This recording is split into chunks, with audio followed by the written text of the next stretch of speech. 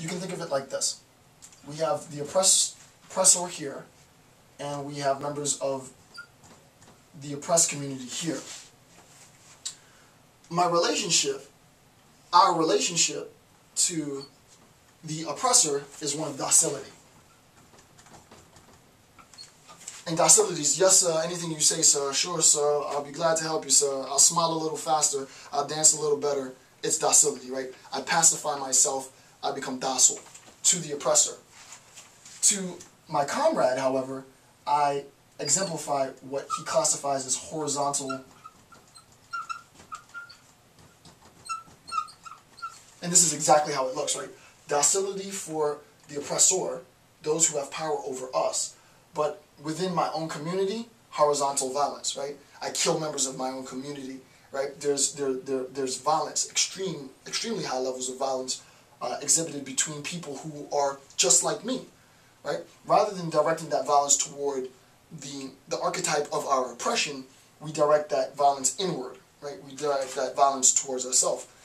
And I think the greatest sort of historical, universally recognized instance of this, it's typically the riot, right? The riot typically, not always, but the riot typically, overwhelmingly, takes place in an area that is occupied by those who are oppressed. We burn our own, we burn our own businesses, right?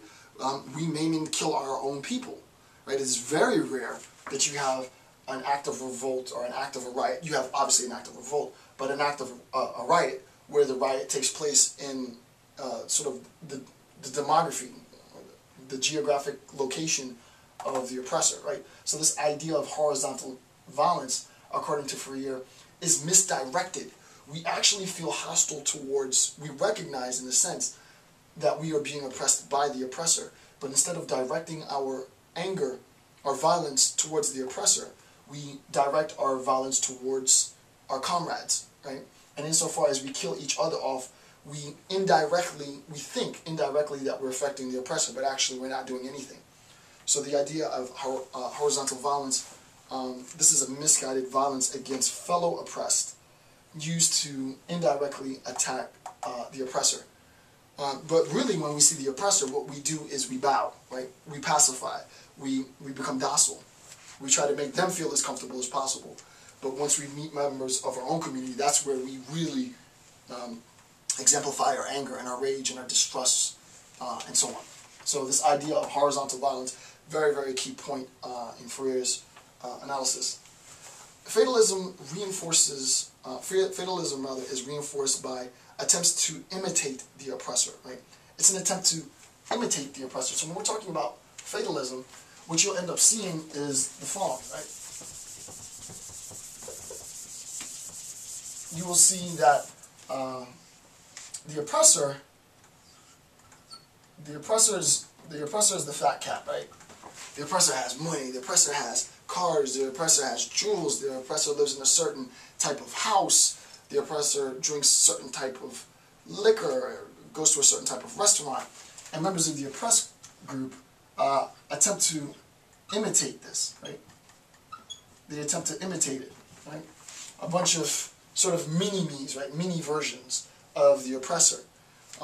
And I think this is, in the U.S. at least, this is exemplified in the concept of the McMansion.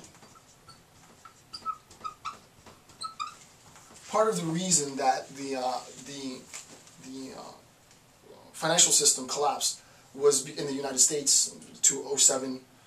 Part of the reason for the financial collapse was because of the real estate market. And there were a lot of people who bought little McMansions, not real mansions, not like a 10, 15, 20, $30 million mansion, but a house that looked, let's say a $800,000 house, but it was, you know, it had all the trappings really, really big, but the mortgage was really, really high, and these people couldn't afford it, right? I'm trying to be like the oppressor, right? The oppressor has a $45,000 Coach bag, right? I can't have a $45,000 Coach bag, but I can buy a $2,000 Coach bag, right? So I spent my money on buying a $2,000 Coach bag when my rent costs, you know, $600. Not the best move, right? We further oppress ourselves in our act of attempting to imitate the oppressor, right? It's through this act of imitation that we further oppress ourselves because we want to be just like them, right? MTV And TV is notorious for propagating this, right? Sweet 16. I saw an episode of Sweet 16 where a young girl at 16 years old got a brand new Lexus from her mother, but it wasn't the color that she wanted, and she threw a fit on national television. If I was a parent, I would have driven that car off a bridge and let her watch it. I'd have her film that car getting crashed. This is ridiculous, right? But this is the idea, right? It's like we so badly want to be like the oppressor. We try to emulate the oppressor, but we don't have the real financial means that the oppressor has, right? So we buy our little McMansions and we live a life of debt so that we can keep up with the Joneses. And really and truly, we can never keep up with the Joneses, and all we do is further oppress ourselves. And this is why the United States is in the recession, partly, that we're in right now, right? Is this idea of McMansion. We want to be like the oppressor. We want to be like those people who have money, because why? Well, we see it every day. You open Us Weekly, Jay-Z did this, Bono went here, bought this people did this, Brad Pitt bought this. They have all the things that we want. Our lives pale in comparison, we think.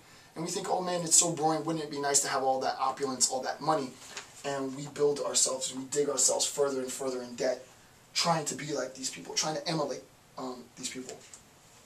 According to Freire, imitation is particularly, and this is a quote, he says, imitation is particularly prevalent in middle-class oppressed, right?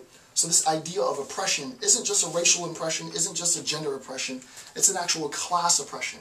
And according to Freire, this oppression is prevalent in the middle class, right? It is the middle class who have risen out of some poverty, who have the educational background necessary that could potentially propel them into the upper class, that want desperately more than anything to become like the oppressed, like the oppressor. And it is in this attempt to imitate themselves that they further oppress themselves, right? So we really, in a sense, do need to go about relinquishing this desire. The way that we relinquish this desire, it's not going to be a Buddhist. We won't do this, it won't unfold for Freire in a Buddhist sense. But it will begin, the process begins by recognizing that I have that desire and realizing that that desire is not something that I need in order to survive. And once we make that recognition, you begin the first step of your own liberation. With that being said, I want to thank you for taking the time to watch this video. I will continue the series in subsequent videos.